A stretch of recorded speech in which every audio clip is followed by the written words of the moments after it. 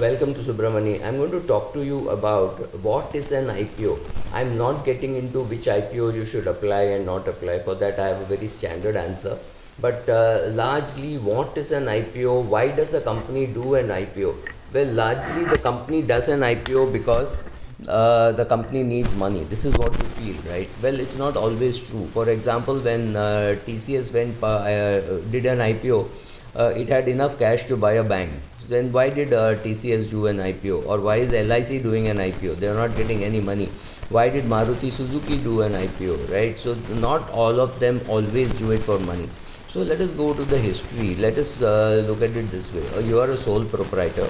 You started off on your own. Then suddenly you realize that you need to add more products, or you need to add more geography, or you need to needed to add more people in, say, operations and things like that. At that stage, you realize that instead of having an employee, can I have a partner? So you had a partner. So you were a Bombay-based company. You had a partner in Chennai. You had a partner in Delhi, and you started off as a partnership. Afterwards, that partnership also has limitations because not many people want to join you, and etc. So you formed a private limited company, which became a public limited company soon because you had a high turnover. At this stage, you could take money from anybody. So you took money from banks, you took money from other shareholders, etc. But there was very little. You had only 4 or 5 shareholders, and you were doing well. Now suddenly you realize that you need more shareholders because you need to increase the business. The risk in the business has gone up, and the rewards have also gone up. So you invite people and do an IPO and say, okay, here are my shares, this is what I will do, and this is what you will get. So that is what is issued a prospectus, and an IPO happens. You can always have an IPO which is happening, and then all the money will come into the company. But it is also possible that their company has become very valuable and you don't want to hold, say, 85% of the stake which you are currently holding. And so you want to do some sale. So your own shares can be sold, and that is called OFS, or that will be an offer for sale by you to the new incoming shareholders.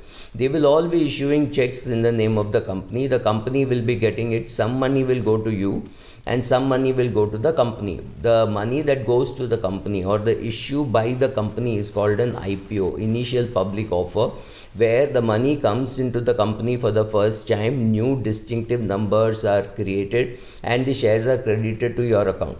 When it is a share of an OFS, the shares are already there, the distinctive numbers are already there. Those distinctive numbers are now transferred from one person to another. Again, it will happen in your demat account. As far as you are concerned, you will not know what is the difference, but the IPO is a primary offer because it is the first time that those shares are coming into the market.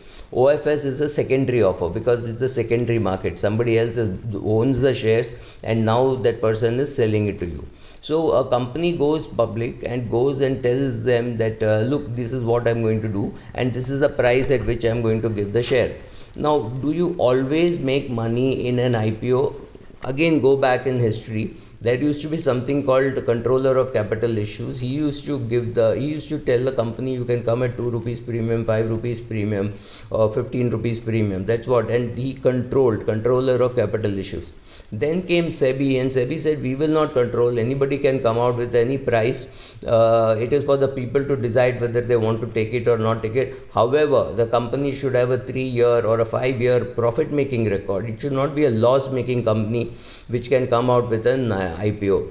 But later on, there was so much pressure from loss making companies like Paytm, etc., that the SEBI allowed loss making companies also to come, and they put some restrictions saying so much should be allotted to your anchor investors, your financial institutions, etc., and only then you could go public. So a company like Paytm could have gone public only with 10-15% of its stake and not with 85% of its stake, right?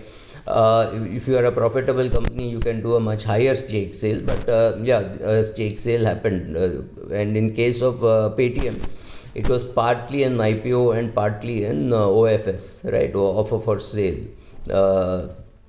So this is how the IPO market works.